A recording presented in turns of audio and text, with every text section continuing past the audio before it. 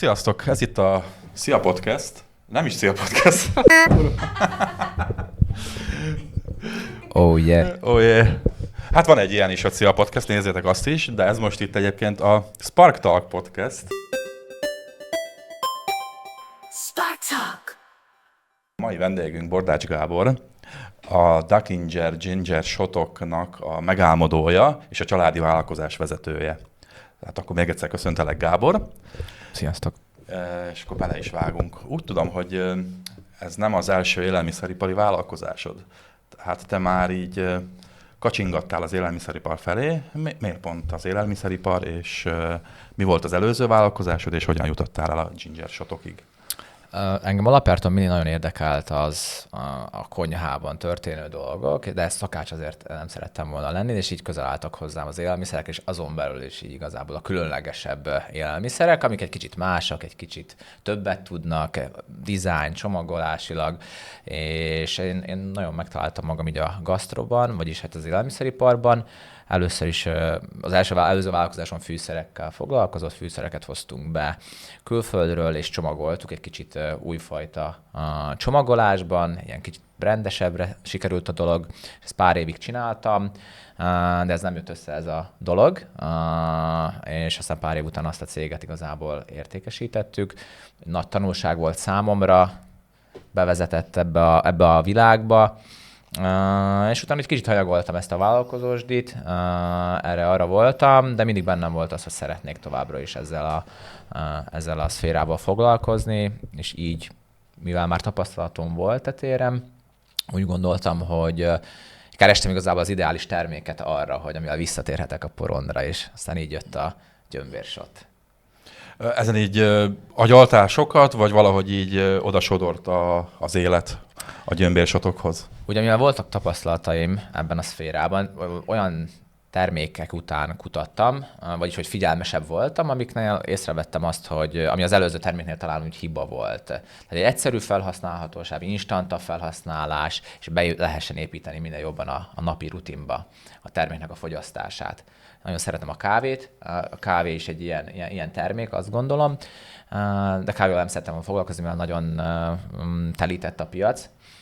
És igazából ugye jött a Covid, és a Covid időszak alatt ugye mindannyian próbáltuk megóvni magunkat, a családunkat, és ugye itt az immunerősítés jött így szóba, és köztudott, hogy a gyömbérnek nagyon erős immunerősítő hatása van, és így jutottam el magukhoz a gyömbérsátokhoz, és aztán így elkezdtem otthon kísérletezgetni, saját felhasználásra, családnak, aztán barátoknak. Aztán a barátok jeleztek, hogy igazából, meg a család is, hogy nem lesz valamikor, hogy mikor fogok készíteni újból, és aztán ők lettek így az első nem hivatalos vásárlóink, és aztán ekkor gondoltam arra, hogy igazából ezt az egész történetet tovább lehetne vinni. A tapasztalat ugye az volt már a téren, és aztán így lett a Duckinger. És akkor hogy alakult ez a kísérletezésből egy vállalkozás, mikor lett belőle? Hát ez egy hosszabb folyamat volt, tehát így a 22-ben így a kísérletezés, termékek, ízek, tényleg ez még csak ilyen alapszinten volt, de már 22-es évben vállalkozást alapítottam, és elkezdtem kvázi építeni a brandet, dolgozni magán a terméken. Ugye ez egy komplexebb dolog, ugye megtalálni a helyet, hogy hol fogunk gyártani, kialakítani a dizájnt, a csomagolást, ugye ebbe voltak segítségemre többen is, de igazából ez az agyalás és ez a tervezés rész azért ez eléggé el is húzott, és akkor úgy a 23-as évben indult maga az értékesítés, de igazából én úgy szoktam mindig mondani, hogy amikor úgy tényleg igazából elindultunk, az 2023. szeptemberében, amikor már így online is és mindenhol jelen voltunk, és aztán úgy tűnt, a visszajelzések alapján tényleg az jött vissza, hogy jó a termék, az emberek szeretik, és aztán nekünk igazából azt kellett kitalálnunk, hogy tudjuk ezt minél több emberhez eljuttatni. Ezek pasztörizálatlan, így kell jól mondani, pasztörizálatlan shotok, tehát hogy nincsenek hőkezelve, ezért a szavatosságuk is gyorsabban lejár, úgymond. Viszonylag nehéz dologba kezdtél bele, hogy ezt országos szinten értékesíted, e-shopon küldöd ki, és vannak egyéb csatornák, ahol ezt értékesíted. Tehát milyen nehézségeket okoz ez neked, és miért döntöttél ez mellett, a forma mellett? Először is igazából ugye tényleg van a pasztőrözött termék és nem pasztőrözött termék. Ugye az, ahogy mondtad te is, a legfontosabb az, hogy itt a termék a földolgozás után nem esik át semmilyen hőkezelési folyamaton, tehát végig is mondhatjuk, hogy a tiszta leveket, amiket kinyerünk a citromból, gyömbérből és a többi alapanyagból kerülnek felhasználásra. Ugye ennek a nagy előnye az, hogy maga a termékben az enzimek és minden más pozitív dolog sokkal inkább benne van, nem vészel a hőkezelés által. Sokkal ízletesebb a termék, mint egy hőkezelt termék, viszont ahogy említetted te is, igen, tehát ugye a lejárata sokkal rövidebb, illetve ugye az eltarthatóság alapjáraton mindig a terméknek muszáj hűtött körülmények között lennie bontatlan állapotban is. Ugye a pasztorizált terméket igazából 1 évig az ember a polcon tudja otthon tárolni, és nem esik semmi baja. Azért döntöttem főleg ez mellett az irány mellett, mivel úgy voltam vele, hogy ízileg sokkal jobbak ezek a termékek, és nekem azért nagyon fontos volt az, hogy nem csak a funkcionalitás szempontjából legyen ez a termék jó, hanem gasztro és úgy élmény szempontból is. Tehát, hogy az ember, hogyha fogyasztja ezt a terméket, akkor ne csak azért igya, mert ez most egészséges és jó, hanem azért is, hogy mert finom is és ízlik. Hát, hogy ezek a 2 dolgot így összevetve azt gondolom, hogy a nem pasztőrözött termékek jobbak, mint a pasztőrözött termékek, de viszont ez egy őrült nagy kihívás elé is állít minket, mivel ugye nem tudunk nagy mennyiségben előre gyártani, mindig a termékeink frissen készülnek, és ezáltal rengeteg akadályba ütközünk az értékesítés folyamán, és sokkal nehezebb a terméket ugye ezáltal raktárra gyártani. Szóval ami egyben az előnye, az egyben a hátránya is lényegében. A Duckinger gyártás ugye Komáromban történik. Először úgy tudom, hogy otthon gyártottad, de hát amikor már otthon gyártottad, már akkor elindult a vállalkozás, és értékesítetted? Vagy hogyan lett ebből egy kis manufaktúra, és aztán tudom, hogy lett még egy szintlépés? Hát igazából ugye oficiálisan nem értékesítettünk, tehát hogy addig, amíg az otthoni körülmények között gyártottunk, ugye hát azért vannak Szlovákiában olyan előírások, aminek meg kell felelnie minden egyes élelmiszeriparban gyártott terméknek. Ezt tényleg csak a kezdetleges fázisban gyártottunk otthon, és aztán ugye kellett találni itt Komáromban egy helyet, ahol meg tudjuk valósítani ezt a pici üzemnek a létrehozását. Ugye nagyon fontos, hogy tényleg mi abszolút basic gépekkel dolgoztunk, egyszerű otthon használatos gépekkel, tényleg kicsiben, a klasszikus manufaktúra mindent is kézzel csináltunk. De ugye itt az volt a lényeg, hogy ugye nem tudunk nagy mennyiséget gyártani maga a termék jellegével, tehát hogy alapvetően ezáltal nem volt szükséges egy őrült nagy kezdeti investícióra, hogy ez az egész elkezdődhessen. Tehát itt ugye az volt a cél, hogy minél hamarabb tudjuk a terméket oficiálisan gyártani, egy oficiális kis manufaktúrában, és a lehető legalacsonyabb költségek mellett. Tehát ugye egy kezdővállalkozásnál ugye szerintem ezek ilyen kulcs momentumok, hogy tud effektíven működni, tehát a minél kevesebb költséget ráfordítani magára a gyártásra. Én a mai napig abba hiszek igazából, hogy sokkal inkább szeretek olyan dolgokba investálni, amik úgymond pénzt hoznak. Tehát először a közönséget kell megtalálni és kiszolgálni, és amikor már tényleg növekszik az igény a terméken, akkor ahhoz majd beigazítani magát a gyártási technológiát és a gépeket, és ahogy említetted, most már igazából az idejében eljutottunk ide mi is, hogy lépnünk kellett. Egyelőre otthonról elköltöztetek egy helyre, kisebbre, utána jött egy nagyobb hely? Igazából ugye a 2024-es év volt az, amit én úgy veszek, hogy ez az első évünk, mert ekkor mondhatjuk azt, hogy januártól decemberig most már teljes működtünk. Igen, teljes évben tudtunk működni. Ugye nekünk először is ki kellett alakítanunk azt, hogy milyen irányba indulunk el magával a terméknek az értékesítésével. Ugye klasszikus módon van a személyes értékesítés, online értékesítés, és egy bizonyos szintig van egy nagy kereskedelmi partnereink is vannak. Ugye mi itt egyértelműen azt azt láttuk, hogy a legfontosabb a személyes értékesítés, tehát az embereknek ki kell próbálniuk a terméket, ezáltal sokkal könnyebben tudunk vásárlókat szerezni. Ezért a személyes értékesítésre összpontosítottunk, és ezen belül is főleg a Pozsonyra. Pozsonyba bejutottunk régi vásárcsarnokba, ahol minden szombaton egy nagyon híres, és a városban, az egész országban talán a legnagyobb piaci rendezvény valósul meg. Állandó árusok lettünk, illetve aztán egy másik helyet is bevettünk a portfólióba, tehát több helyen árultunk már Pozsonyban, különböző rendezvényekre jártunk, és ez mellett azért építettük az online közönségünket is, és a komáromi partnereinken keresztül itt Komáromban is értékesítettük a terméket. Ez az egész 24-es év, ez tényleg azt eredményezte, hogy sikerült egy ilyen 6,5-szeres árbevétel növekedést elérnünk a 24-hez képest, ami azért ugye egy rövidebb szakasz, mert ugye ott említettem a szeptembert. 23-hoz képest. 23-hoz képest, igen, bocsánat.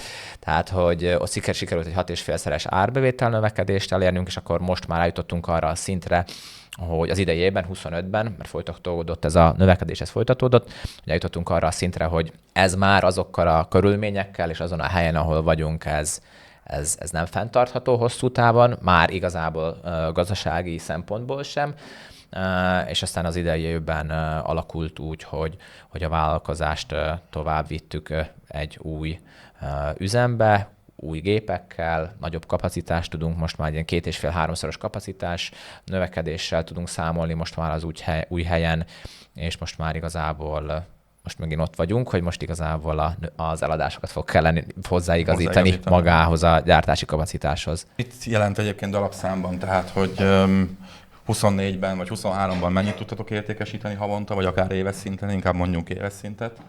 24-ben ez hogyan alakult, és most akkor mennyit tudtok értékesíteni, és hogyan alakulnak a számok? Hát a 23-as év az igazából ilyen 1000 üveg körül voltunk, tehát az tényleg minimális. Ugye 24-es évben tudtunk ilyen 6,5-szereset nőni, tehát ilyen 7000 üveg volt értékes, és a 25-ös évben pedig így, amivel mi számolunk jelen pillanatban, az ilyen 14 000 nagyjából. 14 000 üveg, igen. Így, tehát, hogy egy ilyen növekedés. Tehát fontos nekünk, hogy a növekedés van abszolút a fókuszba. Tehát, hogy most már tényleg arra megyünk, hogy a mennyiséget tudjuk. Most már megvan a technikai hátterünk arra, hogy ez megvalósulhasson, és ugye most egy ilyen kihívás is nekünk is az, hogy mindenképp azt, hogy tudjuk ezt megoldani úgy, hogy a minőséget is ugye meg tudjuk tartani, szinte ugyanazt, nem fogom azt mondani teljes mértékben, mert például amikor egy otthoni körülmények között tényleg 1-2 üveget gyárt az ember, az teljesen más már, amikor egy picit nagyobb, amikor több ezeres tételekben van, de azt gondolom, hogy eddig ezt így gond nélkül meg tudjuk oldani. Milyen különbségek vannak akkor, ha már ezt így felhoztad ezt a témát? Tehát otthon, amikor legyártod, akkor koncentráltabb az anyag, vagy mi az a különbség a kettő között? Illetve, hogy a gyártás az egyébként teljesen most már automatizált, vagy azért kell, hogy ott legyen valaki? Nem, abszolút nem teljesen automatizált, és én azt gondolom, hogy az már tényleg az a csúcsa magában, amikor már minden automatikusan tud működni egy élelmiszeripari gyártásban, és igazából ilyen pénzügyi lehetőségeink nincsenek is, tehát hogy itt akár több 100 000 vagy millió euróról is akár beszélünk, amikor már egy ilyen üzem. Ott ugye már tényleg a mennyiséget kell, ott már tényleg abszolút a mennyiség. Alapjáraton véve az alapanyagok igazából nem változtak, mert továbbra is törekszünk a legnagyobb minőségre, és olyan alapanyagokkal dolgozni, amiket mi is szívesen fogyasztanánk otthon.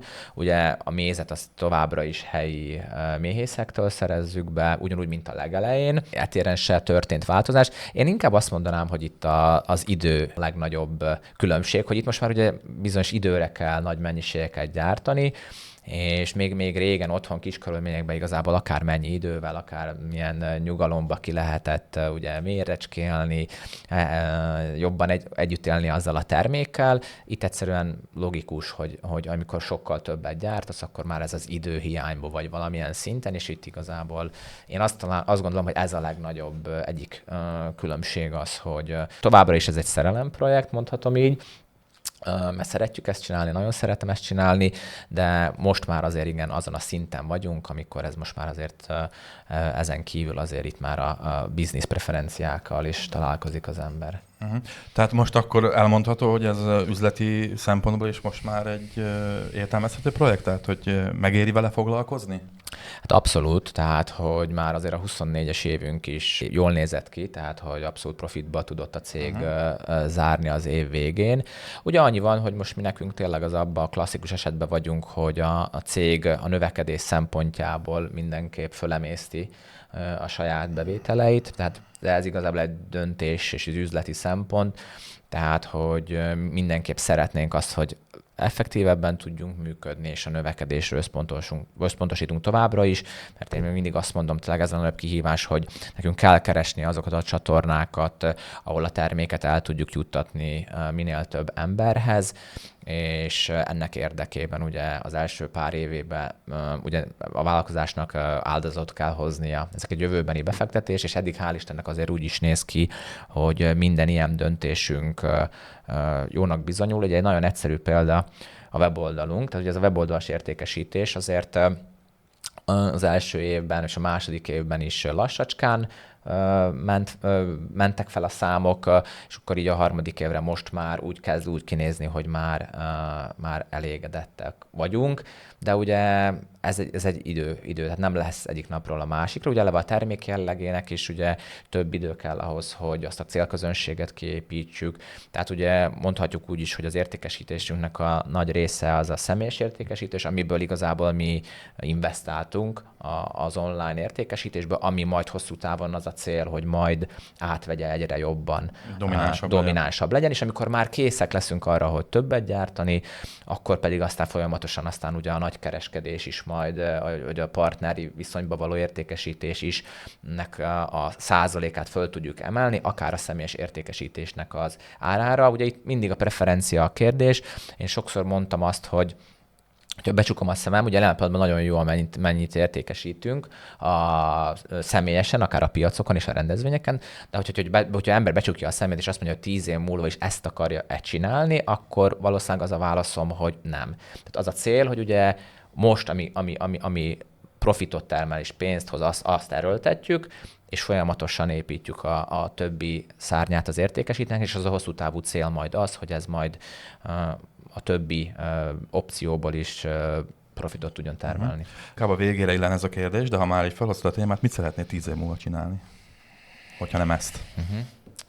Hát azt nem mondanám, hogy nem ezt. Én mindenképp látom magam előtt a Duckingert 10 év múlva. Ugye nekem inkább ilyen rövidebb távú terveink voltak, így az induláshoz kezdve 5 éves terv volt így meghatározó. Ugye ezt mindenképp úgy az 5. évre szeretném, hogyha a cég elérni az 1 millió eurós árbevételt, azzal úgy mindenképp elégedett lennék. 10 év múlva pedig abszolút egy sokkal nagyobb kapacitású, saját gyártóegységgel rendelkező céget látok, ami sokkal több terméket, ugyanúgy ebben az egészséges életvonalban gyárt és értékesít, és nem csak Szlovákia, de Európa szerte. Viszont ehhez a növekedéshez valószínűleg fel kell adni néhány elvet, például ami a hőkezelést illeti, illetve hogy a termékeket, tehát valószínűleg új termékcsoportokkal kell majd előállni. Mik ezen a irányban, ezen a vonalon a terveid?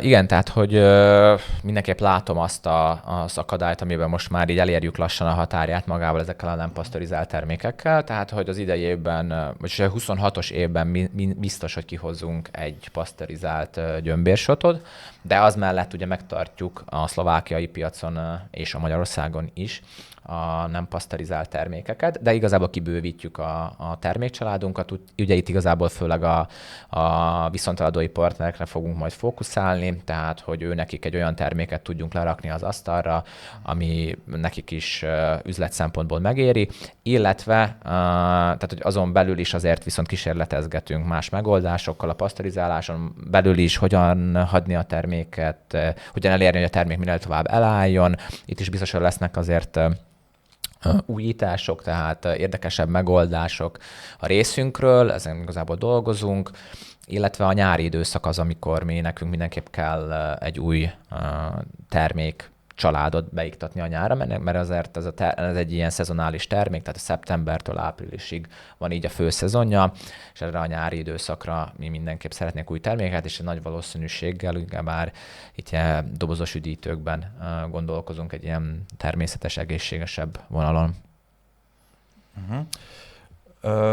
Oké, és ehhez a termékekhez, hogy ezeket le tud gyártani, a jelenlegi felállás, azt tudja ezt hozni? Tehát jelenlegi gépekkel, jelenlegi technológiával tudsz már ilyen termékeket legyártani? Hát ugye a gyömbérsatokat, azokat képesek vagyunk, ugye ott még egy-két fejlesztésre szükség van a cégen belül, de ezt igazából meg tudjuk oldani házon belül, és ugyebár az üdítőknél pedig ott mindenképp ez ki lesz tervezve, tehát bérgyártásba fogunk majd működni. Ugye itt jön fontos képbe az, hogy igazából próbálunk egy egyedi brandet építeni, és igazából ezért majd arra szeretnénk rákapcsolni magára erre a termékcsaládra, a Duckingerre.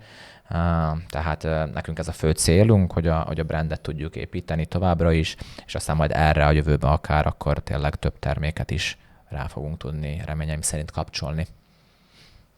Ha már a brandet említetted, akkor a Duckinger egy erős vizuális márka lett. Mik voltak a legfontosabb lépések abban, hogy egy kis kézműves termékből felismerhető brand legyen?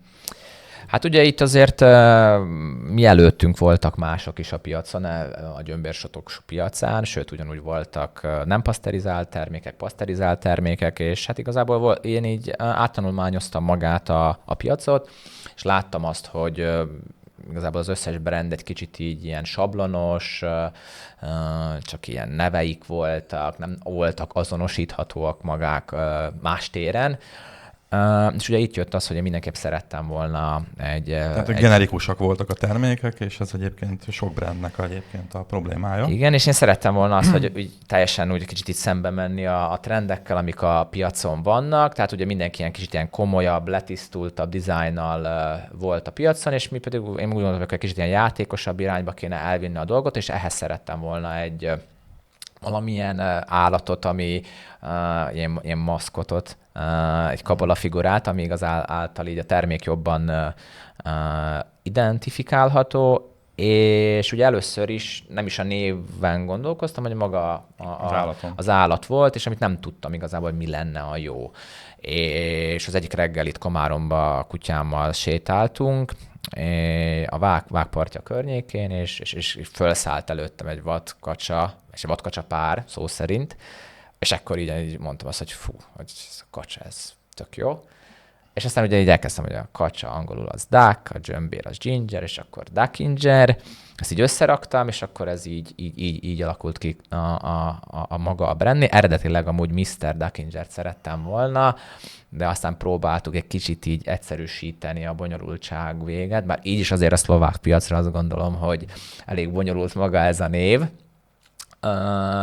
És azt is látom, a tapasztalataim is azok, hogy sokan nem is tudják, hogy Duckinger vagy bármi, de a kacsát azt könnyen tudják identifikálni, ez a kacsás gyömbérsot, és a tapasztalatom is az volt utólag a személyes értékesítésnél, hogy rengetegen, akik mondták, hogy fogyasztanak ilyen jellegű italokat, de nem tudták sok esetben előhívni, hogy kitől vásárolják ezt a terméket. Tehát, hogy nem emlékeztek a nevekre, így gondolkoztak, de nem tudták egyszerűen előhívni azt, és nálunk pedig ez így sokkal egyszerűbb a kacsa véget, és szerintem a megjegyezhetőség szempontjából is így előbbre vagyunk másokhoz képest. A fő alapanyag a gyömbér. Ezt hogyan szerzed be, honnan érkezik, mennyit kell belőle vásárolni, milyen nehézségekkel jár?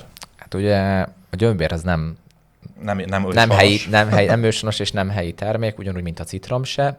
Tehát egyszerűbb a citrom. A citromnál ugye igazából mi mindig az aktuális, éppen aktuális, az alapján, hogy éppen aktuálisan hol van a citromnak szezonja, ugye onnan hozzák be De akkor ez nem úgy van, hogy bemész a Kauflandba, és akkor eszel 10 kiló citromot? Nem. Tehát egy nagy kereskedésekkel dolgozunk együtt, többel, és akkor ők igazából nagyobb mennyiségben szállítják ugye nekünk az éppen aktuális citromot, ugye minden szakasznak megvan az aktualitása, valamikor spanyol citrom, valamikor olasz citrom van, valamikor Afrikából jön a citrom, Törökországból, tehát ez mindig igazából attól függően, hogy hol van aktuálisan szezonja. A gyömbér az viszont más dolog, ott igazából mi a kínai gyömbér mellett tettük le a voksunkat akkor, amikor kísérleteztük. Én azt gondolom, hogy ugye itt nálunk fontos szempont a termék ne csak egészséges, de finom is legyen, és én azt gondolom, hogy maga a gyömbérlé az, ami a jobban megfelel ennek az elvárásnak. Tehát léteznek sokkal csípősebb gyömbérlevek, amik mondjuk sokkal több gingerol tartalmaznak, de én azt gondolom, hogy azok a kategória azért, ami kicsit túlzás. Tehát, hogy mi főleg az ízvéget a kínai gyömbér mellett tettük le a voksunkat. Nincs az emberekben az miatt, hogy kínai a gyömbérbe, mondjuk ez ugye nem nagyon derül ki, de most kiderült. Tehát, hogy nincs az emberekben ez miatt valamiféle félsz, vagy enyhe negativitás? Nem, igazából mi mindig is őszintén kommunikáljuk ezt, tehát hogy nagyon jó partnerekkel dolgozunk együtt, tehát európai partnerekkel, tehát ez fontos az, hogy honnan érkezik az alapanyag, tehát etéren abszolút én azt gondolom. Ugye hát őshonos Kínában a gyömbér, tehát hogy mindenképp behozatal, tehát hogy én nem látok ebbe gondot. A kincser gyártása tehát Komáromban történik, ami egy határváros, és viszont te Magyarországon is jelen vagy. Milyen különbségeket látsz a két piac között? Igen, jelen vagyunk, de én ezt inkább úgy mondanám, hogy mint hogy egy medencébe így beleraktuk volna a lábujjunkat, mielőtt beleugrunk. Tehát, hogy megjelentünk Magyarországon online térben. Ugye ennek volt egy apropója is, tehát, hogy én terveztem ezt a magyarországi nyitást, mivel azt gondolom, hogy határmenti városként, és ugye a két ország nyelvét, mivel beszéljük, ezért szerintem ez így adja magát. És ezt terveztük is a magyarországi piacnyitást, de igazából az elején ezt én annyira nem szerettem volna így erőltetni, mivel pont az előző cégnél is előző cégből belesel ebbe a hibába. Igen, jöttek a tapasztalatok, hogy ugye két piacot próbáltunk meg, és ugye az nem annyira működött. Ugye nem voltak olyan anyagi lehetőségeink, akár reklámozás terén is, hogy fölöslegesen nem ugye tudták koncentrálni megosztottuk a költségeinket, időnket, figyelmünket, sokkal nagyobb teher volt igazából a cégre nézve. Tehát hogy én abszolút nem terveztem amúgy ezt a Magyarország piacra való lépést. De viszont én közben jelentkeztem magával a céggel a Cápák között című befektetői műsorba, és úgy voltam vele, hogy ha igazából bekerülünk a műsorba, és sikeres lesz ez a vállalás, akkor összekötöm akkor a kellemeset a hasznossal, tehát akkor elindítjuk a magyarországi weboldalt, és bízva abban, hogy jól sikerül a műsor, és pozitív lecsengése lesz, akkor ezáltal sok embert tudunk megszólítani. Tehát akkor ez így felgyorsította a folyamatokat? Abszolút. Igazából ez volt az én részemről a kitétele annak, hogy belevágjunk ebbe a magyarországi kalandba, hogyha összejön maga az a műsor, a tévés szereplés, akkor akkor úgy időzítjük a nyitást, akkor előbbre hozzuk, és összekötjük vele. Lényegében akkor ez volt az első komoly megjelenésed, mármint, hogy nem is nagyon hirdettetek előtte, vagy ilyesmi, abszolút. hanem egyből bum, főműsoridő a tévében. Igen. És akkor ez hogy látszott meg az értékesítésen? Igen. Tehát, hogy tényleg ez ilyen épp hogy csak igazából tudtunk elindulni, de sikerült, tehát miközben bekerültünk a tévébe, a műsorra kerültünk, hát ezért nagyon hihetetlen tapasztalás volt, szerintem ilyen kicsi cégként, mint mi, nagyon ritkán van az embernek ilyenben élménye.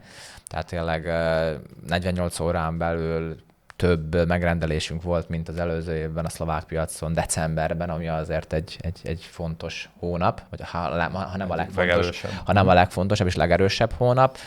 És azon kívül is, tehát azután még voltunk Magyarországon pár rendezvényen, és tényleg hihetetlen volt, hogy az emberek odajöttek hozzánk, megismertek. A műsor után igazából 2 héten keresztül csörgött a telefon, mivel a műsorban nem sikerült befektetést szereznünk, de 2 héten keresztül hívtak minket, és befektetni szerettek volna, tehát nagyon lelkes volt mindenki, szinte szürreális élmény volt, tehát tényleg így őszintén nem volt annyira tapasztalatom, sejtettem, meg már hallottam, hogy azért ez nagy löketet tud adni egy ilyen műsorban való szereplés, de nem számítottam arra, hogy ez ennyire komoly és ennyire nagy, ekkora nagy hordaerejű lesz ez a dolog.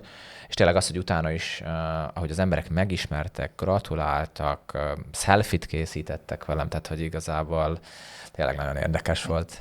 Igazából ez akkor azóta is kitart, ha jól tudom. Szerinted maga ez a löket, ez adott akkora löketet, hogy Magyarországon ezek a értékesítési csatornákon, vagy főleg online értékesítesz, ugye? Tehát ott nem tudok ilyenről, hogy lenne valami más csatorna, amin értékesítesz. Ja, a műsornak köszönhetően ez most már akkor lassan 1 éve lesz, ugye? Igen, lassan. Hogy látod, hogy az a löket az még mindig kitart egyébként? Mindenképp azért Csökkent természetesen, és ugye nálunk az is van, ugye, hogy folyamatosan csökkent, de igazából szinten azért kialakult, azt gondolom, egy olyan alap vásárlói bázis, akik ugye visszatérő vásárlóink. Ugye eleve, vagy utána jön egy nyári szezon, akkor azért az ember még inkább úgy azért ugye a vásárlóink is azért ugye elfeledkeznek rólunk, mondhatjuk így. Viszont én úgy döntöttem, hogy továbbra is inkább a szlovákiai piacot hagyom meg a fókuszba. Tehát ugye ez az év nekünk azért az átállás szempontjából az új gyártás, és így tovább azért kihívást jelentett, és még egyszer hangsúlyozom, tehát nem szerettem volna nagyon megosztani a figyelmet, tehát hogy jelen pillanatban igazából az online ugyanúgy jelen vagyunk, a meglévő ügyfeleinket, illetve az új vásárlóinkat természetesen kiszolgáljuk, de a prioritásban még mindenképp a szlovákiai piac szerepel. Én azt gondolom, hogy még a szlovák piacon van még dolgunk. Egy sokkal erősebb alappal akarok majd neki menni egy másik piacnak, amikor már az egyik, úgymond az anyapiacon mondhatjuk így, már nagyon stabil lábakon állunk, és majd innen szeretnék a következő szintre lépni. Mondjuk a másik piacot. Ugyanaz a logika, ugye, amiről már eddig is beszélgettünk, hogy csak itt most piaci szinteken beszélünk, ugye, hogy ha már tud tényleg rentábilisan működni az adott vállalkozás az adott országban, akkor fogunk valószínűleg nagyobb energiákat fektetni a magyarországi piacra, és ugye itt majd aztán el kell döntenünk nekünk is, hogy milyen irányba megyünk tovább.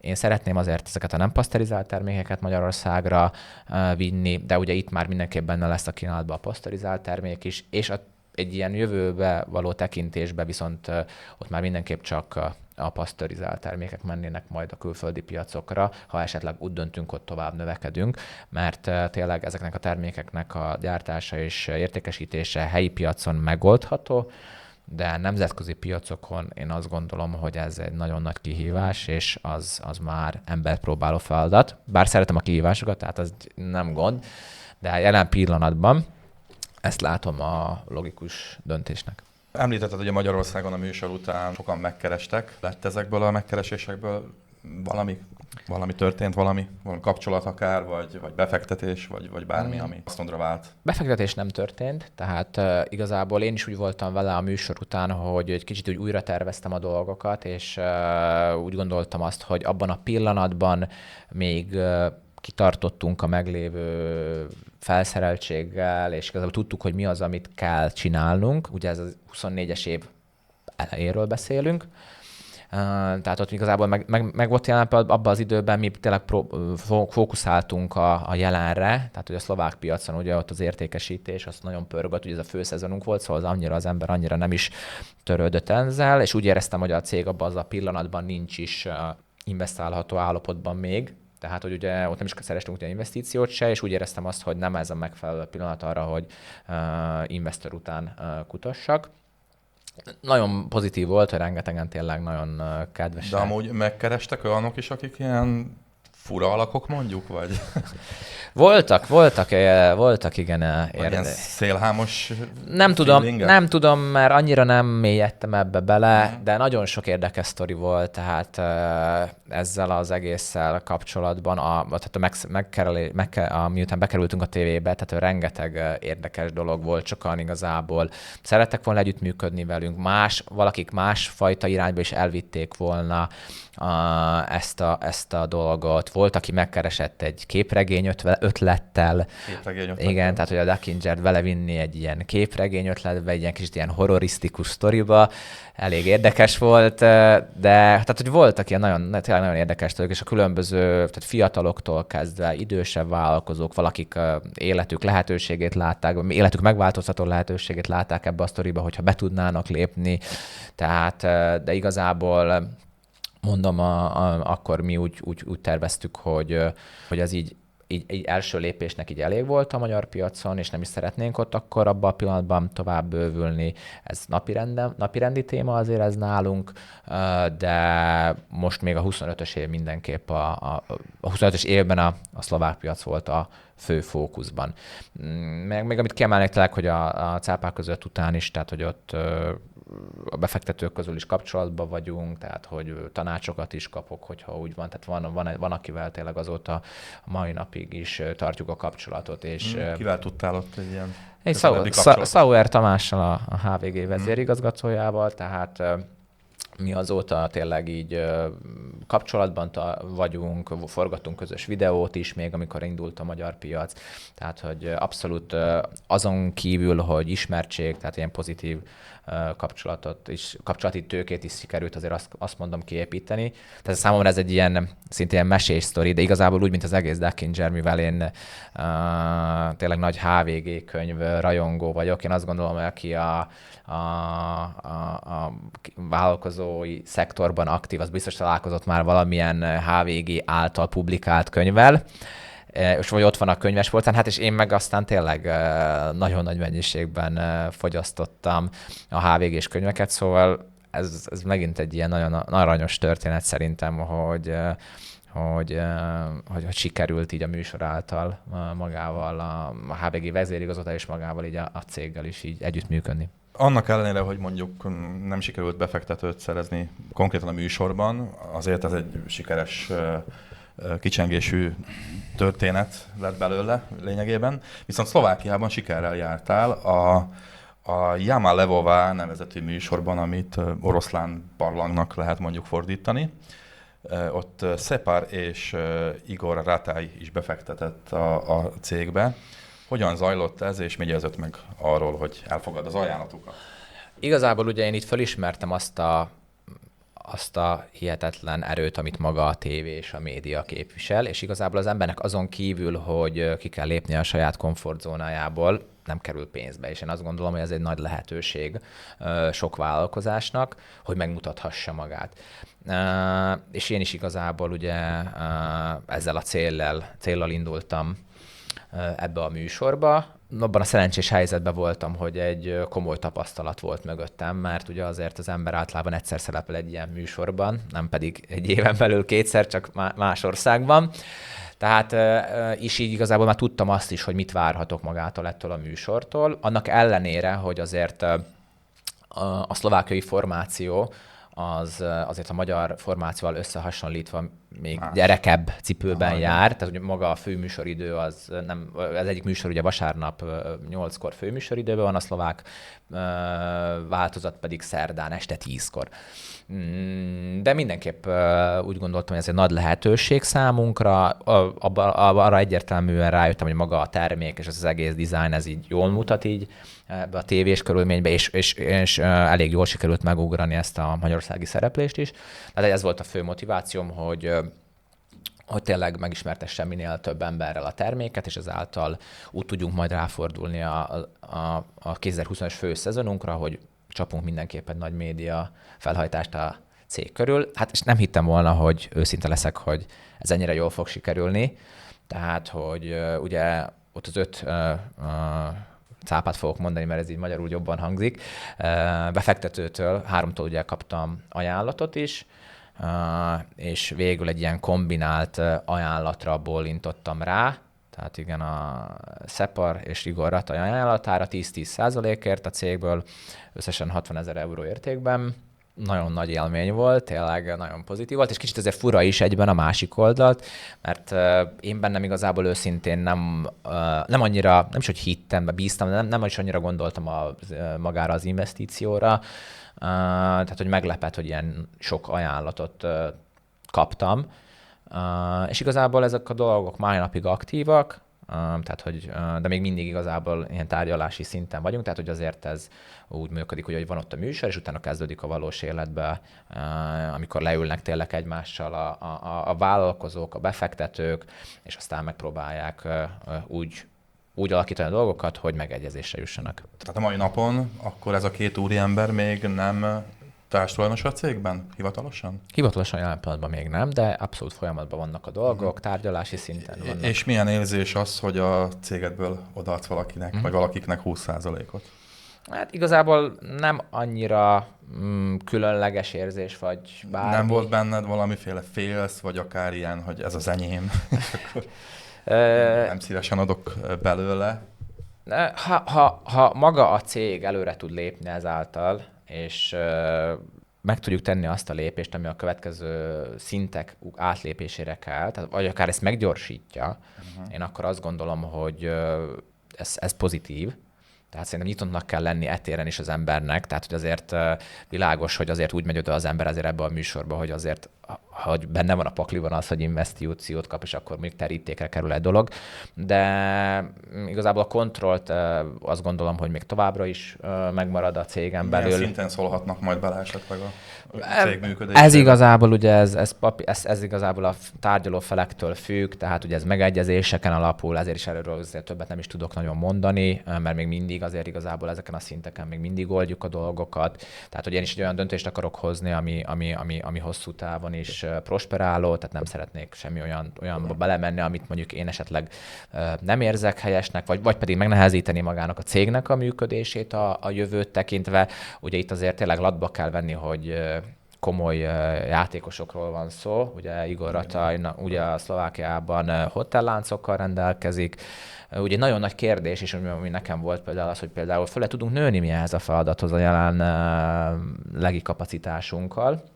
Ugye ez az átállás, ez pont úgy jött ki, hogy az új gépeknek az érkezése is, tehát hogy én is olyan számokat szeretnék majd 100%-osan megígérni és betartani, amikre képesek vagyunk. Tehát ugye itt egy extrém nagy keresletnövekedéssel kell számolni. Ugye itt a Szepar részéről is, tehát abszolút ez borítékolható, hogyha ő tényleg belép a cégbe és az arcát esetleg hozzárakja ehhez, akkor biztos, hogy a keresletnövekedés az többszöröse lesz a mostaninak. Tehát, hogy nekünk is azért tisztába kell lenni azzal, hogy mit ígérünk, mi az, amit be tudunk ebből mit tartani. Én nem szeretek olyat mondani, amit nem nagyon tudok betartani. Őszintén szeretek igazából vállalkozni is. Ez egy jó lehetőség, de viszont nem szeretném azt se, hogy teljesen elvigye a fókuszt a jelenről, mert a jelen pillanatban nekünk mindig arra kell összpontosítanunk, ami van, és jelen pillanatban az, hogy ugye főszezonunk fut, és nekünk ezt kell, az ügyfeleinket kell a lehető legmagasabb és legjobb szinten kiszolgálni. Tehát ez a prioritás, a többi az pedig majd oldódik. Tehát akkor várható mondjuk egy Szepar külön kiadás? Akár mint volt egy Joe Trend is külön kiadás? Benne van a pakliban mindenképp, hogy ha úgy alakulnak a dolgok, hogy egyességre jutunk, akkor ez benne van a pakliba. Tehát, hogy én nem zárkozok el, még igazából ugye Joe Tandyvel volt az első ilyen együttműködésünk, egy szlovákiai stand-up comedy-s srác, aki... A Szepar pedig egy szlovákiai rapper, hogyha esetleg valaki Magyarországról néz. De az ő sztoria is érdekes, mert tényleg ő, ahogy említettem, Pozsonyban, az Öregvásárcsarnokban, a szombati piacokon ő a vásárlónk volt, tehát minden szombaton jött, és akkor elvitte a gyömbérsottjaink, és akkor egy barátomnak hála megtaláltuk a közös kapcsolatot, fel tudtuk vele venni a kapcsolatot, és akkor ugye mi előjöttünk azzal, hogy szerintünk tök jó lenne, hogyha lenne egy ilyen közös termék, és kiderült, hogy ő igazából ugye a Covid alatt is így nagyon sokat kísérletezett, ő is így a gyömbérsotokkal, és szeretett volna egy saját terméket, és ez így kézenfekvő volt, és akkor azóta igazából mi együtt működünk, és nagyon jó ez az együttműködés minden szempontból. Sokat segített nekünk, nagyon hálásak vagyunk neki. A műsorban is ugye ő vezette fel a történetet? Igen, a műsorban úgy volt, hogy ugye szerettünk volna belevinni egy kicsi extrát, hogy valami nem meglepőt, és akkor ugye az volt a koncepció, hogy ő állt ki először is röviden, nyomott egy kis rövid stand-upot így a gyömbérsotokkal kapcsolatban. Megalapozta a hangulat, és aztán utána én vettem át a szót, és léptem be így a műsorba, és aztán akkor én folytattam az én részemmel, tehát tényleg nagyon hálás vagyok neki. Tényleg szerintem ő is egy kis sajátjának is tekinti, hát saját terméke is van, ugye saját nevével ellátott termék.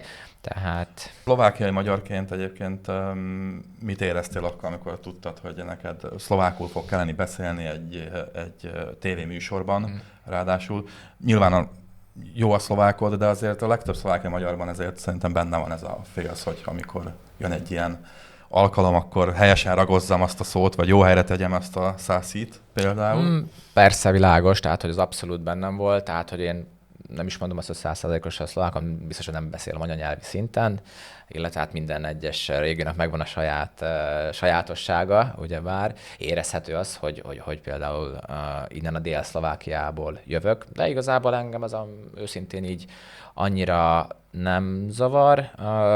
Itt a cél volt a legfontosabb, tehát hogy ezt, és egy őrült nagy kihívás amúgy, tehát hogy ezt úgy megugorni ezt a szlovák nyelven. Idegesebb voltál, mint a magyar műsor előtt? Hogy érzed? Szerintem ugye kicsit feszült, hát nehezebb a dolgot egy picit így összehasonlítani, mert ugye a Magyarországinál ugye ott ugye egy teljes idegen dologba mentem bele, nem tudtam, hogy mi lesz ez az egész. Itt meg ugye már azért volt bennem egy tapasztalat, ami azért szerintem megkönnyítette, de talán a stúdióba való lépés előtt biztosan, hogy sokkal stresszesebb voltam és idegesebb voltam. De valami oknál fogva én azt gondolom, hogy ezeket a szituációkat egészen jól le tudom reagálni, és aztán utána elkezdem élvezni is magát a fölvételt, és ezt éreztem nagyon, hogy nagyon jól éreztem magam az egész fölvétel alatt. Ugye itt ennyi kulisszatitkot igazából elárulhatok, hogy ugye nagyjából az ilyen 1 órát vagyunk így a zsűri előtt, mondjuk így az investorok előtt, tehát ez egy sokkal hosszabb folyamat, mint amit a tévében látnak. De én nagyon élveztem, és nagyon jó volt. Én azt gondolom, hogy amit tudtunk, vagy tudtam, azt kihoztam magamból, és tényleg egy komfortzónából való kilépés volt, de alapjáraton ez a műsor igazából arról szól szerintem, hogy az ember kilép a komfortzónájából, mert azért nem vagyunk hozzászokva, hogy több kamera vesz minket, és így igazából ilyen direkt kérdésekbe próbálnak így a cégedről készülni, és akkor úgy kell beszélni a cégedről, ami úgymond az egész ország előtt, vagy a nézők előtt. Ugye nem annyira sokan nem beszélnek ilyen nyíltan így azért a cégükről, nem szeretnek annyira ezt így saját privát zónába próbálják ezt itt tartani. Én igazából egy dologhoz ragaszkodtam mindig is, hogy a műsorban is őszintén elmondani azt, ami van, amit gondolok. Én próbálom szerint élni az egész céges életemet, meg az életemet is, hogy tényleg így az őszintességre alapozni azt, hogy ami van, azt elmondani őszintén, és aztán utána pedig meglátjuk, hogy milyen reakciót vált ki. Említettük már itt a külön kiadásokat, ugye volt egy Joe Trend is. Hogyan döntöd el, hogy milyen ízekkel vagy limitált kiadásokkal érdemes kijönni? Hát, van mögött esetleg valamiféle kutatás, vagy ilyen megérzés, vagy mi alapján döntöd el? Hát igazából van egy logikus része a dolognak, ami agyadja, tehát ugye az egészséges alternatívákat nézzük, amivel tudjuk akár a gyömbérnek az erősségét egy kicsit helyettesíteni. A sör az pont ilyen? Sörös gyömbérsatunk még nincs, de igazából... Az a ginger beer, az nem azt Ja, igen, a ginger beer, igen. Hát ugye ez egy fermentált, gyömbér alapú fermentált ital, ami elméletileg a sör? Hát az fermentált módon, ugye gyömbér van cukros vízbe lerakva, és akkor a szobahőmérsékleten az kiforr igazából, és akkor elméletileg az egy ilyen, inkább az egy ilyen pozitív, egészségre pozitív, ugye fermentált jelleg véget, üdítő ital. Tehát, hogy az eredeti, aztán persze ennek is vannak azért különböző változatai, tehát ez így nem alkoholos jellegű. De igazából én inkább próbálom itt a tiszta levek és az immunrendszerre pozitív hatást gyakorló alapanyagokat keresni. Ugye ilyen volt a homoktövises verziójú gyömbérsotunk, ahol vannak ilyen mix shotjaink, ahol mindig van valami extra alapanyag, pluszban a gyömbér citrom-méz kombinációja mellett, és azáltal egy picit így csökkentjük magának a terméknek a csípősségét, és teret adunk így a más leveknek is. De mi igazából mindig próbálunk valami gasztra szempontból is egy olyat hozni, ami érdekes. Tehát van egy mézes kalács ízvilágú termékünk, ahol különböző fűszerekkel ilyen karácsonyi hangulatot varázsolunk, kurkuma, fahéj és szegfűszeg. Van egy tropikál verziójú shotunk, ahol ananászlé az alap. Idén kihoztunk egy nagyon érdekes shotot, a kávés gyömbér shotot, aminek egy cold brew metóddal készült specialty kávé az alapja, egy Szlovákia egyik leghíresebb kávé, kicsi kézműves specialty kávé pörkölőjével, tehát, hogy mindig igyekszünk valami újat hozni, érdekes ízvilágokkal dolgozni, és ennek igazából van azért gyakorlati haszna is, tehát, hogy eleve, hogy az embereknek több lehetőséget biztosítunk arra, hogy a termékskála azért elég széles, illetve a termékeinkkel Angliában a Great Taste versenyen eddig mindig sikerült nyernünk legalább 1 csillagot, de több 2 csillagos termékünk is van, amire azért nagyon büszke vagyok, és egy visszajelzés arra, hogy amit csinálunk, az jó. Ugye kiemelném, hogy Szlovákiában, ha tudtommal egyetlen gyártónak sincs ugye 2 csillagos gyömbérshottja, ami 2 csillagos értékelést nyert volna. Ugye cél nekünk is azért valamilyen szinten, hogy azért az évek során valamelyik termékünkkel akár a 3 a legmagasabb kategóriát is behúzzuk. Szerintem, hogyha így fogjuk folytatni, meg kísérletezünk tovább, akkor majd erre a szintre is eljutunk egyszer. Fel is vezetted 2021-ben az egyik shotod 2 csillagot kapott a Great Taste Awardson, ami egy ilyen gasztro Oscarnak is nevezhető. Hogyan reagáltál erre, amikor megtudtad? Ha őszinte akarok lenni, és már pedig ugye miért ne? Az vagyok. Én vártam ezt, hogy... Biztos voltál Igen, én nagyon csalódott lettem volna, hogyha nem kapunk, és én őszinte leszek, a 2 csillagot azt nagyon vártam, hogy a 2 csillagot legalább megkapja a termék. A 3 az már olyan volt, hogy az már nagyon extra kategória. Uh-huh. Így amikor úgy megjött az eredmény, mert ugye ez egy ilyen hosszabb folyamat ez is, tehát hogy el kell küldeni a termékeket már több hónappal előtte, ugye itt több 1000, ha nem 10 000 termék érkezik a világról mindenfajta kategóriában, tehát egy nagyon hosszú folyamat, mire a hivatalos eredményekkel előállnak, és ez egy e-mailt kaptunk róla, hogy megvan az eredmény, és akkor a webben meg lehet nézni, és akkor ott van a certifikát róla, és akkor itt látom, hogy a 2 csillag, emlékszem, hogy étteremben voltam, és akkor közben így néztem, és így csak így küldtem a 2 csillagot így a szüleimnek, Messengeren, meg a feleségemnek, és akkor küldték vissza a kérdőjeleket, hogy mit akar ez a 2 csillag. Ha jól tudom, a édesanyám, ő tudta, hogy mit jelent, ő rájött arra, hogy igazából hogy akkor a termék 2 csillagot nyert. És aztán utána pedig ugye valamilyen szinten, hogy már elvárás volt az összes többi termék között. Azt hittem amúgy, hogy a többi termék, idén küldtünk ki még 4-et, tehát összesen eddig 5 terméket küldtünk ki, abból mindegyik kapott legalább 1 csillagot. Egy kicsit titkon azért bennem volt, hogy 1-2 termékben benne van a potenciál arra, hogy akár 3 csillagot is nyerjen, de ez idén nem jött össze, de igazából nem voltam abszolút csalódott, tehát hogy nagy dolog az, hogy egyáltalán a termékeinket így jegyzik. Hát ugye 25-ben már a 4 termékből 2 lett 2 csillagos. 2 csillagos és 2-1, igen.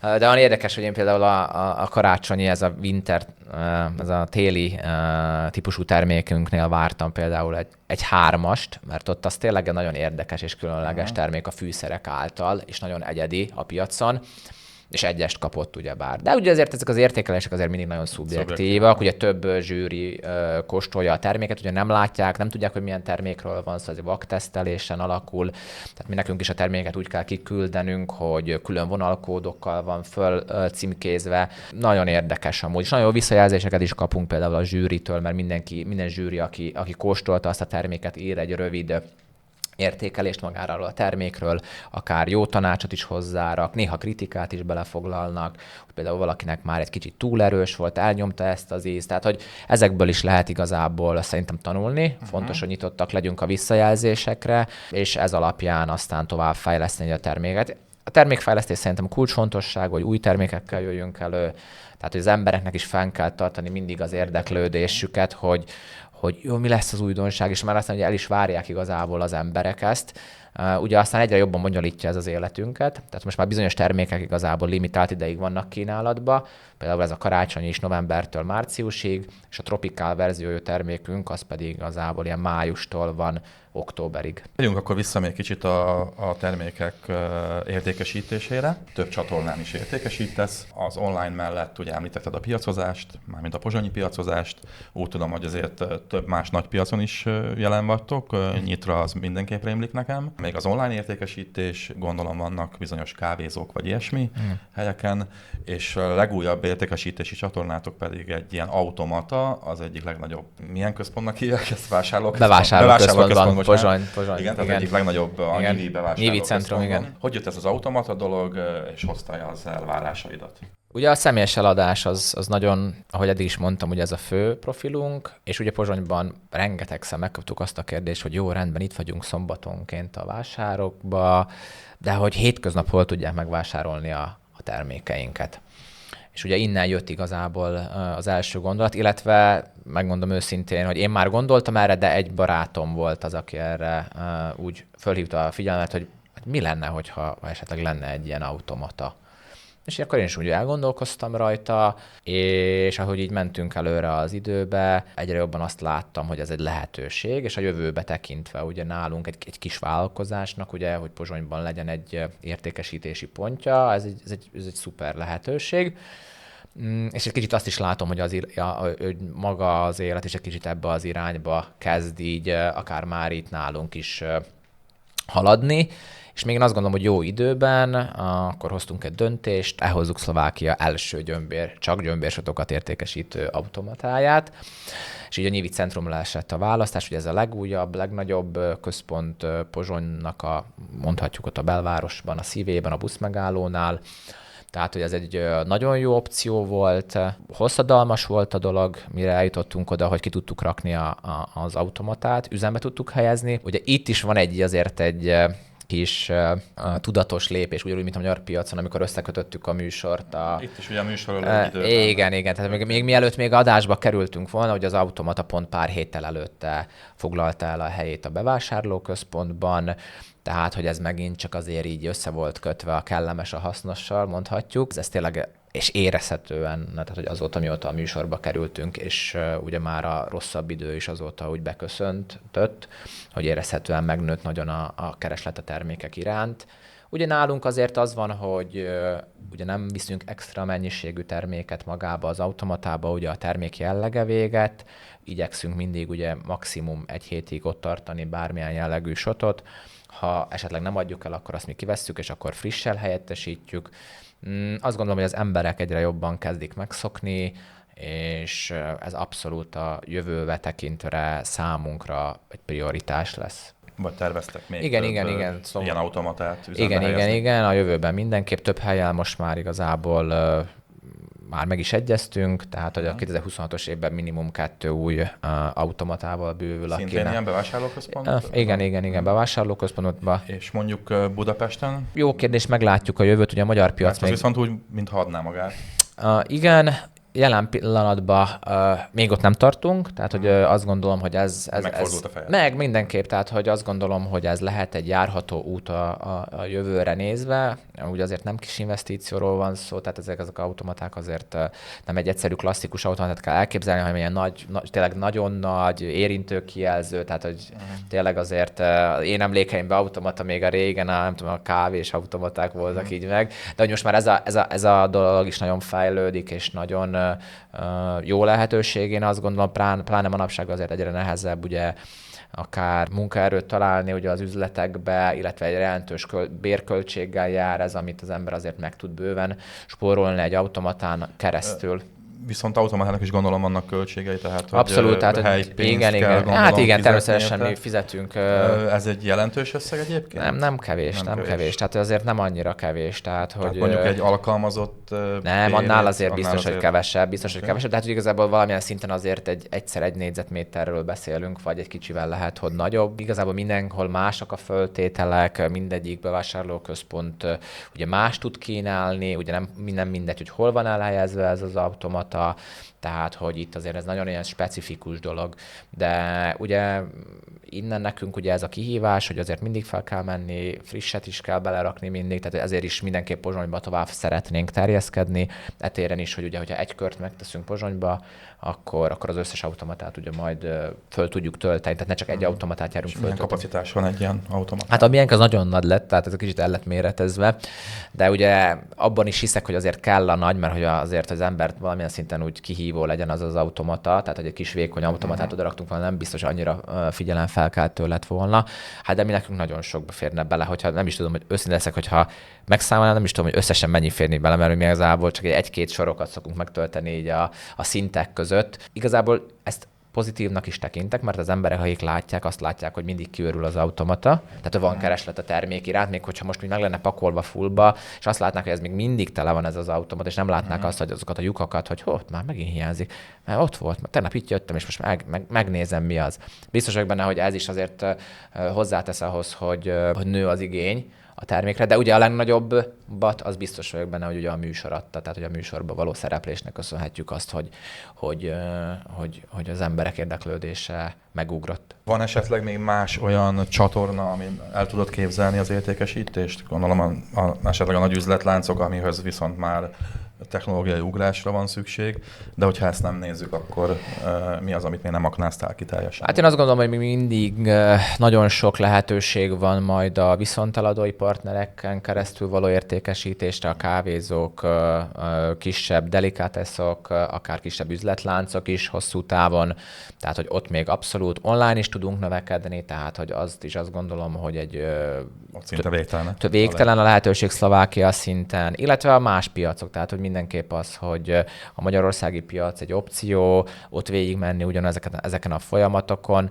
illetve én nekem most utóbbi időben volt egy ilyen új ötletem, meglátjuk, hogy majd mi lesz belőle, de elgondolkoztam azon, hogy akár ilyen hasonló megoldásra, mint a Family Frost értékesítette a fagyjait, ugye? Így hát valami ilyesmi, hát igen, valami ilyesmire gondoltam, hogy így reklámnak mindenképp érdekes lenne, de akár így Pozsonyba el tudnám képzelni azt, hogy akár ez a személyesen így járnánk így a bizonyos részeit Pozsonynak, egy ilyen jól előkészített autóval, és akkor akár abból meg lehetne vásárolni a dolgot, de igazából csak ilyen ötletszint, most mindenképp a automatákra összpontosítunk. Ugye a vállalkozói lét az általában próbáljuk a szépet mutatni kifelé, vagy amennyire lehetséges, viszont nem csak sikerekről szól, és nem mindig fönt vagyunk azon a bizonyos görbén, hanem akad bőven lefele ívelés is, vagy olyan, amikor nem pont épp a csúcson vagyunk.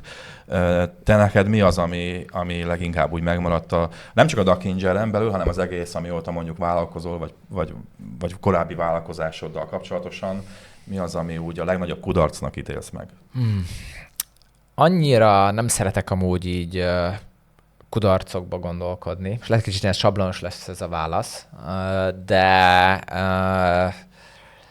ha nagyon-nagyon leragadnék ezeken a kudarcokon, akkor szerintem nagyon nehéz. Nyilván nem is akar ezeken az emberek. Hát te is olyan vagy, aki előre tekint, szerintem a legtöbb vállalkozó ezzel így van. De akár tanultál belőle, vagy hát a tanulás szempontjából előnyedre is fordíthattad ezt a kudarcot akár. Hát ugye, akkor úgy mondom, hogy amit talán pár évvel ezelőtt még kudarcnak éltem meg, hogy például ugye ez a fűszeres biznisz nem úgy alakult, ahogy mondjuk terveztem volna.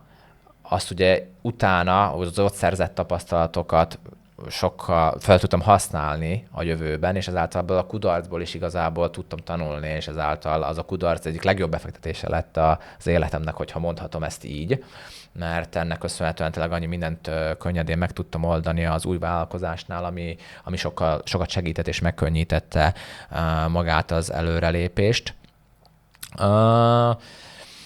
Talán azt mondanám, hogy lehet, hogy még mindig, ez lehet inkább ilyen önkritika lesz, hogy még mindig nem hozzunk ki annyit az élet adta lehetőségből, amit lehet, hogy kihozhatnánk többet. Akár még ez a tévés szereplésektől is kezdve, tehát hogy akár tényleg a magyar piacot jobban el lehetett volna akár indítani. Tehát hogy talán ez, hogy azok a kicsit kisebb kudarcok talán, hogy nem biztos, hogy mindig mindenből kihozzuk azt a maximumot, ami benne lenne az adott dologban.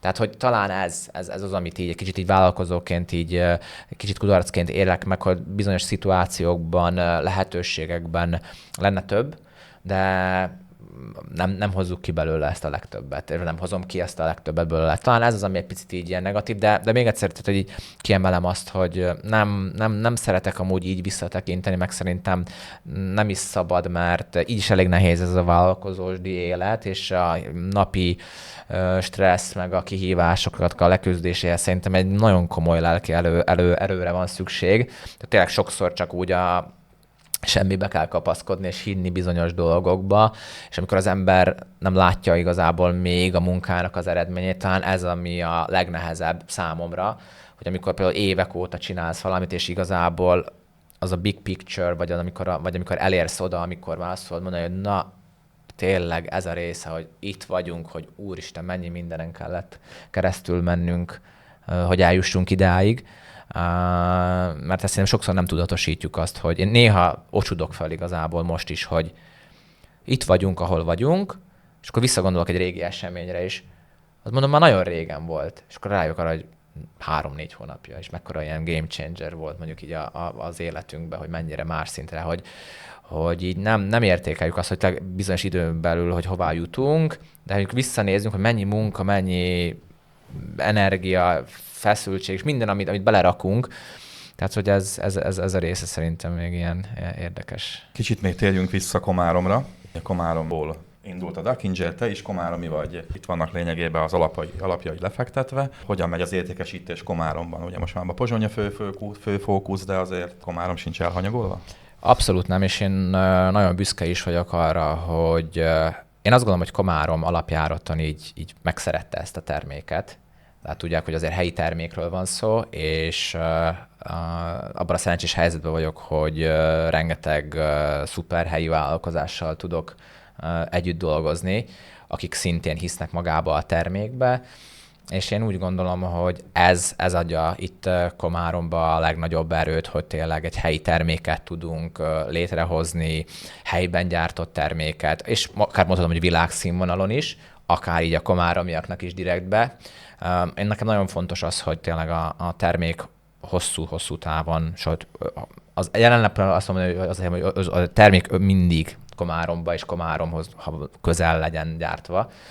Ugye helyi közelben dolgozó méhészekkel is dolgozunk együtt, tehát ez adja szerintem tehát, hogy ez a helyi szinten legyártott terméknél én azt gondolom, hogy nincsen jobb, és az, hogy ez a terméket ennyire pozitívan tudták fogadni a komáromiak, számomra ez egy szuper érzés, és egy nagyon jó visszaigazolás annak is, amit csinálunk, és egy bizonyítéka is annak, hogy, mert tényleg mi is azért 2 év alatt tudtunk tényleg egészen jól nőni, meg növekedni, és ez biztos vagyok benne, hogy így a helyi partnereink és a helyi közösség nélkül ez nem lehetett volna, mert tényleg hál' Istennek, hogy szeretik a komáromi gyömbérsetet a komáromiak, és ez így tényleg.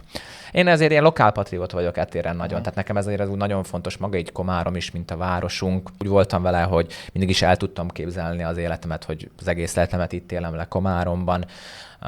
Örülök, hogy itt tudtunk családot alapítani, szeretünk itt élni, tehát ez mindenképp, ez tényleg ilyen pozitív számomra, hogy maga a termék is egy ilyen pozitív fogadtatásba részesült a itt lakóktól. Hullámzó az aktivitásod, úgy vettem észre, tehát hogy most mondjuk Magyarországon annyira nem vagy aktív, korábban volt egy hosszabb időszak, vagy hát nem is hosszabb, de volt egy időszak, amikor aktív voltál nagyon TikTokon. Szlovákiában is most úgy látom, hogy egy-két sztorin kívül azért úgy inkább visszafogtál. Ez tudatos, vagy egyszerűen nem jut rá energia, idő? Mi az oka ennek, hogy most így nem olyan lelkesen nyomjátok ezt a social médiát? Hát egyik fő oka az, hogy tényleg a kapacitásbeli gondok, tehát hogy a cég működjön a jelenlegi formájában és a jelenlegi keresletre reagálva, az extrém sok energiát felemészt. Ez az egyik része a dolognak. Ugye a magyarországi aktivitás az akkor volt, amikor ugye elindult, a műsorba kerültünk, és akkor ugye erre próbáltunk építeni. Ez például szerintem akkor úgy visszanézve utólag ez egy nem a legjobb döntés volt a részünkről. Miért gondolod, hogy nem? Egy kicsit túlvállaltuk magunkat, nagyon próbáltunk nagyon extrább contentot gyártani, és így nagyon nagy úgymond túl sok pénzt investáltunk igen, ebbe, az és látható volt. És még nem volt igazából talán annak ott az ideje, az is inkább ilyen gyorsan reagáltunk arra, hogy most gyorsan kell, és akkor úgy oldottuk ezt a dolgot. Tehát szerintem ott nem volt az egy legokosabb döntés, de igazából tanultunk belőle. Szlovákián meg igazából tényleg jelen pillanatban még mindig küzdünk azzal, hogy az egész hátterünk, a működésünk, maga a gyártás és minden annyira összeálljon, mert jelen pillanatban olyan sok a rendelés, és annyira sokat adunk el, hogy kihívást jelent jelen lehet, hogy még kontraproduktív is lenne egy sikeres social media kampány?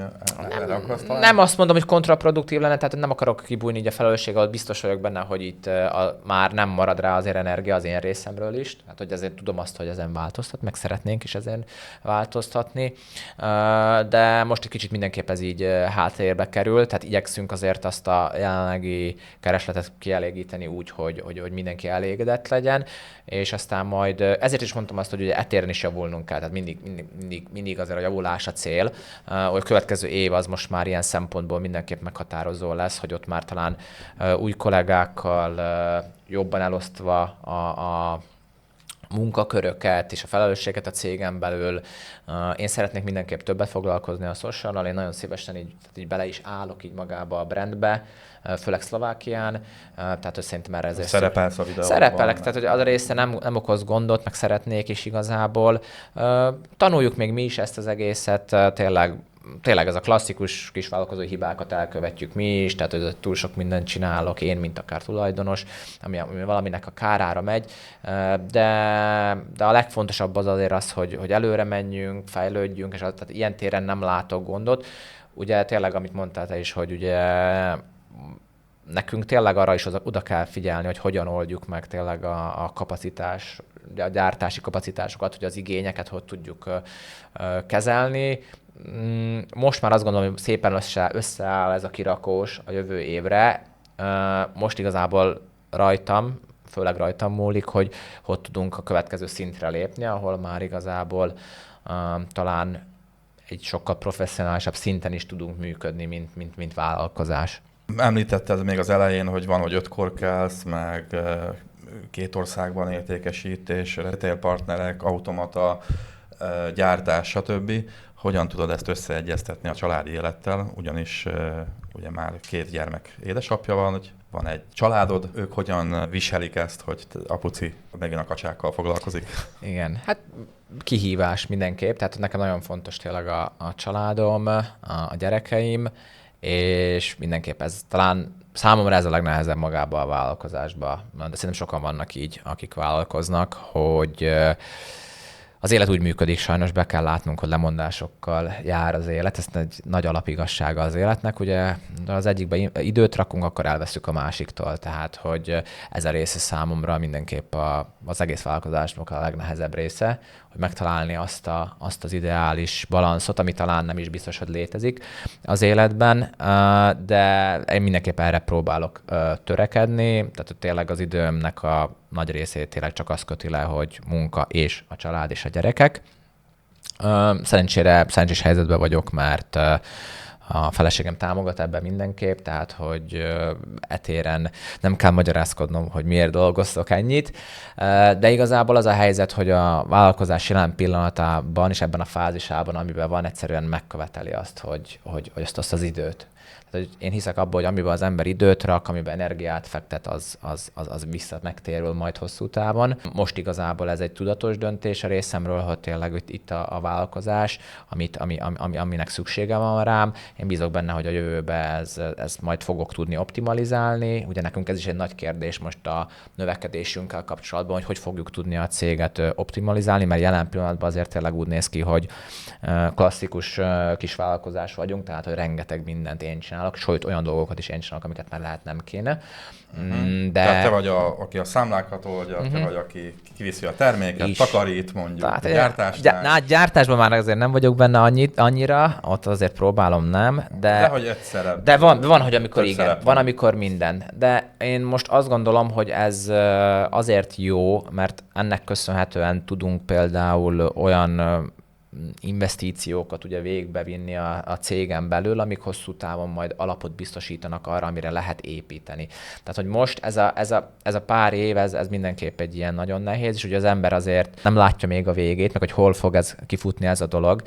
Pont múltkor láttam egy nagyon jó TikTok videót, hogy egy vállalkozásnak a bemutatása, és egy repülő szállt fel a teljes felhők között, és akkor az első 2 év nem látsz semmit, és akkor a 5. évre valahogy így fölfut a felhők közé, és akkor elindul fölfelé. Ez így megmarad bennem, mert én is kb. Így érzem magam, hogy most még rengetegszer tényleg úgy megyünk, hogy ki tudja, mi lesz, ugye az már azért érezhető, hogy az irány az jó, és most már van annyi tapasztalat, hogy én azt gondolom, hogy jó az irány, és hogy ebből mindenképp sikerre fogjuk tudni vinni ezt a történetet. Ugye itt a kérdés az, hogy mikor és hogy milyen módon. De tényleg számomra ez a legnagyobb kihívás még egyszer, hogy tényleg így a család és a munka összeegyeztetés, de én azt gondolom, hogy ezzel rengetegen küzdenek. Tehát, hogy a vállalkozás az nem egy olyan környezet, ahol azért pihenni lehet, meg tényleg 0-24-ban az ember, ha nem is teljesen fizikálisan, de fejben mindenképp ott van, és agyal, és gondolkodik, hogy oldjuk meg ezt, azt, amazt, és tényleg mindig jönnek velünk szembe az akadályok, és akkor ezt átugrani, ezt hogy oldani. De én rettenetesen élvezem a másik oldalt, a módot. Nem is csinálnám igazából azt, hogyha ezt én nem élvezném. Tehát, hogy én nem úgy kelek fel reggel, hogy francba most megint hétfő van, és be kell menni, vagy csinálni kell. Én hoztam egy döntést, én ezért felelősséget vállalok, ezért a cégért, azért, amit csinálok, és innentől kezdve igazából csinálni kell. Köszi Gábor akkor, hogy itt voltál, és hogy elfogadtad a meghívást. Igyatok Duckinger gyömbér shotokat, főleg most, amikor ennek itt van a szezonja, és segít megőrizni az egészséget. József voltam, sziasztok! Sziasztok!